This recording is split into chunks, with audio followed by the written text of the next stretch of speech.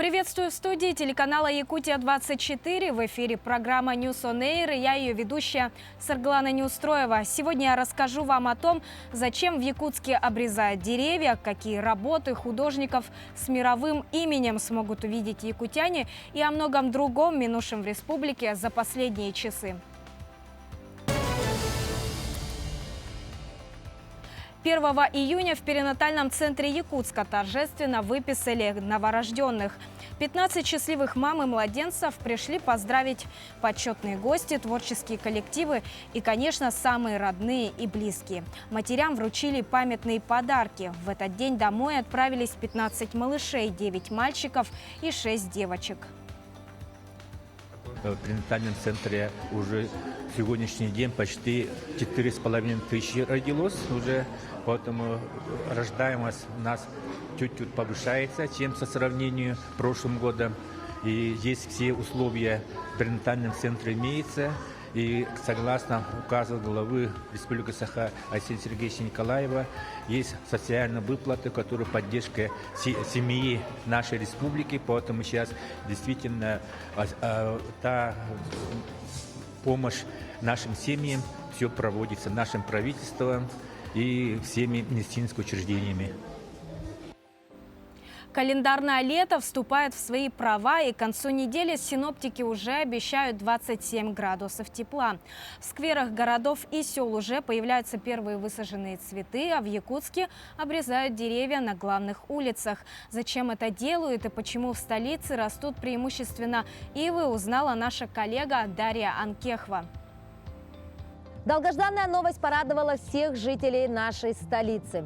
Улицы будут обновляться. Действительно, данные растения были посажены много лет назад, но ухода они не видели. И по правую руку от меня мы видим вариант санитарной обрезки. По левую руку мы видим вариант формировочной обрезки.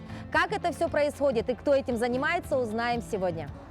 Действительно, это очень интересный процесс, и у многих горожан нашей столицы этот процесс вызывает массу вопросов. Кто-то радуется этому и говорит, как здорово, что наконец-то ухаживают за деревьями, а кто-то возмущается и говорят о том, что зачем же вы это делаете. Сегодня все нам разъяснит специалист, который непосредственно каждый день занимается этим делом. Это Роман Григорьев. Роман, здравствуйте. Итак, мы обрезаем ивы. Зеленый рай выиграл тендер на уход за улицей Ярославского и Хабарова. Тут в основном только ивы, разные виды, но все же. Во-первых, санитарная обрезка обязательно всем, крупным, малым и средним. Санитарная обрезка, санитарная обрезка – это полностью уборка всего сухостоя, всех сухих палок, веток и вот конкретно сухостоя, просто мертвые деревья, банально. То есть звук другой, вид другой. И если черкануть, видно то, что оно не зеленое. Если сухостой полный, то, конечно, на пенек обрезается. Если не полный, например, растение бывает умирает до половины, а здесь побеги замещения идут, то есть новые. Спиливается только сухая часть, побеги замещения просто формируются. Далее идет формировочная обрезка, это второй этап. Формировочная обрезка идет для средних и малых ив. Крупные не трогаем, крупные и так красивые, только санитарная. Формировочная – это означает то, что ивы можно по-разному формировать. Мы выбрали то, что на 2,5 метров они все обстригаются. И обстригаются полностью стволы, остаются только голые стволы, 2,5 метра. Ну вот, видите, позади нас, обратите внимание, позади нас вот та самая формировочная обрезка. Наверное, это пугает многих горожан, да. Скажут, как так, вы обрубили все деревья, то есть чуть ли не под корень, да? Да. Для чего это делается, Роман, и какого эффекта мы должны ожидать чуть позже? Вот, мы добиваемся того, что, во-первых, они уже давно загустились, некрасивые стали, и когда мы убираем все ветки, более-менее живые, неживые, и листвы нет, то очень много сил высвобождается. И его просто так не убить. Даже под пенек срубишь, она пойдет, если живая. Поэтому у нее очень много, где-то через месяц-полтора пойдет очень много молодых побегов, ровных, главное, прямых, с очень жирными массивными листьями, зелеными. Соответственно, это будет очень красиво, если в ряд оно будет напоминать что-то типа факелов. То есть это, великолепно. проделаешь огромнейшую работу, да, то есть с утра до вечера. Куда утилизируем вот ненужные эти ветки? Вот, наверное, тоже интересно. Вот, да, у нас еще есть, ну, не только обрезка ив идет, по Ярославско-Хабарову у нас еще досадка, ну, там, растений самых разных, акации, яблони, там, всякое такое. Мы их измельчаем, ну, вот там в куче, например, и кладем на дно траншей, на дно ям. Это получается то, что по методу Зепа-Кольцева, это как дренаж и дает эффект влажности, чтобы не высыхали растения. Очень неприхотливые растения. И вот, мы их так обстригаем на 2,5 метра. Ну, все в один ряд, конечно же, чтобы было красиво и одномоментно. Потом очень много, называется спящие почки, их не видно, но они потом пойдут. Тут, кстати, уже есть, вот, например. И они везде пойдут, там, 20-30 побегов с каждого ствола. И ровно вверх. Где-то за сезон вырастет на 1,5-2 метра каждый побег. То есть это будет достаточно красиво выглядеть. То есть они будут невысокие, но очень... Да, ну и тем более это нужно, чтобы лэп не доставало. Обратите внимание, что новая жизнь зарождается прямо на наших глазах, можно сказать. И, конечно, мы не перестаем говорить. Берегите себя и берегите то, что окружает вас. Ну и мы, конечно, ждем преображения улицы Ярославского и Хабарова. Чистый город детям. Уже ставшая традиционной эко-акция прошла на Талом озере Якутска.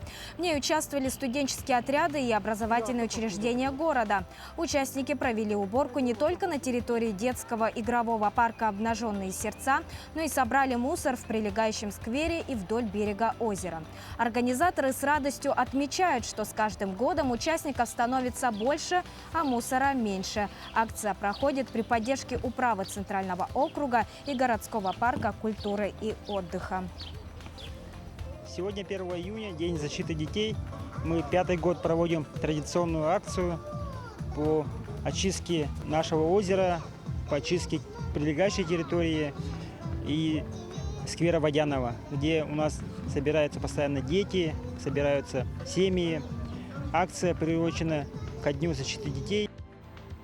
Премьера короткометражного мультфильма «Кындыкан» состоялась в Якутске. Анимационная картина об отважной девочке создана при поддержке компании «Алроса» и гранта главы Якутии. Подробности далее. Над разработкой амбициозного анимационного проекта трудилась целая команда талантливых аниматоров и сценаристов. К работе привлекли даже оленеводов, чтобы полностью раскрыть самобытность культуры северных народов. Короткий метр «Кындыкан» стал дебютом не только якутских аниматоров, но и индустрии региональной мультипликации. Хотелось создать масштабный проект, ну тоже упрощенный, можно сказать. Вот. И у нас планируется 3 сезона еще, и они уже в разработке. Этап разработки: сначала делается раскадровка, вот, после раскадровки делается озвучка, вот, и после этого уже, сопоставляя с озвучкой, мы анимировали.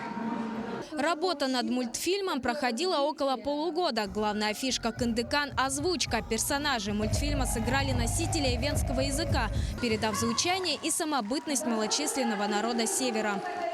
Я озвучила бабушку, Ольга Семеновна озвучивала колдунью. Мы, конечно, как носители,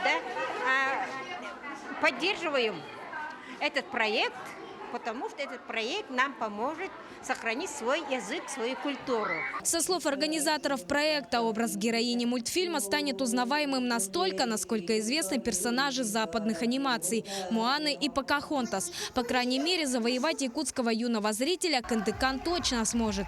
Премьера прошла на ура.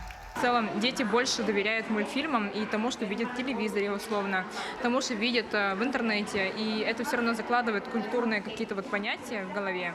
Поэтому все-таки дети – это основа, как целевая аудитория, для того, чтобы все-таки культура наша жила и процветала. Показ короткого метра будет идти весь июнь перед показом фильмов детского контента в кинотеатрах «Лена» и «Центральной» в Якутске. В дальнейшем запланировано продолжение захватывающей истории в формате сериала. Начало положено, а история отважной девочки Кындыкан уже на устах жителей республики. Таковы сегодня результаты плодотворного сотрудничества агентства «Кындыкан» и компании «Алроса». Сарглана Неустроева, Джулустан Иннокентьев, Якутск. Известные работы Айвазовского, Репина, Тропинина представлены в Национальном художественном музее в Якутске. В минувшие дни торжественно открыли масштабный выставочный проект «Сокровища Третьяковской галереи». Всего Третьяковка привезла более 50 живописных и скульптурных произведений из своих фондов. Многие из них впервые были сняты с постоянных экспозиций. Подробнее в материале Светланы Амосовой. Под звуки хомуса и невероятной актерской игры начинает свою работу уникальная выставка из Третьяковской галереи. По словам главы региона Айсена Николаева, это одна из самых выдающихся экспозиций, которые когда-либо проходили на территории республики. Думали, вот с чего начинать выставку. Вот человек приходит, Москва, столица нашей Родины. Сзади вас известная картина Алексеева, городской пейзаж столицы. Третий раз за 100 лет Третьяковская галерея привозит свои сокровища в Якутск. Данный проект в Национальном художественном музее – это единственный случай, когда треть выставки составляют произведения, снятые из постоянной коллекции. В экспозиции «Сокровища Третьяковской галереи» более 50 живописных и скульптурных произведений XIX-XX века. Среди них представлены картины, уже ставшие хрестоматийными и известные широкому кругу зрителей. Например, «Бурное море» Ивана Айвазовского. Масштабный проект приурочен празднованию столетия образования ЯССР. К ней сотрудники Национального музея Третьяковки готовились на протяжении года. От систем контроля климата, освещения до сигнализации. Здесь используются последние современные технологии. Теперь этот зал может принимать выставки из любого музея страны и мира. Мы планировали и готовились к этой выставке очень долго и ставили перед собой задачу вот так метафорически всех нас, якутян, поместить в Третьяковскую галерею. Вот мы как заходим в экспозиционный зал, мы попадаем в этот портал, волшебный портал, который ведет нас прямо к Третьяковской галерее. Всего оборудовано 3 тематических зала – от золотого века русского искусства до послереволюционной эпохи 20 века. Я думаю, что все, кто посетят эту замечательную выставку, каждый найдет для себя какую-то любимую, неповторимую картину, откроет для себя нового художника. Эмоции только положительные. Очень здорово, что всемирно известная галерея, такая как Третьяковка, приезжает в наш город, переводит свои лучшие работы, те произведения великих русских мастеров, о которых все знают с детства. Цвета залов были специально подобраны, как в самой Третьяковской галерее – темно-зеленый, брусничный и синий. Будем думать о дальнейшем взаимодействии по обмену выставками. Может быть, мы через пару лет привезем еще одну выставку в Якутск, выставку, которая будет показывать иную художественную традицию, и будем думать о возможностях показа лучшего, что есть в искусстве Якутии у нас в Третьяковской галерее. Для посещения выставка будет доступна со 2 по 17 июня в Национальном художественном музее республики по адресу Кирова, 9. Подробнее о стоимости билетов можно узнать на сайте музея. Светлана Амосова, Григорий Николаев, Якутск.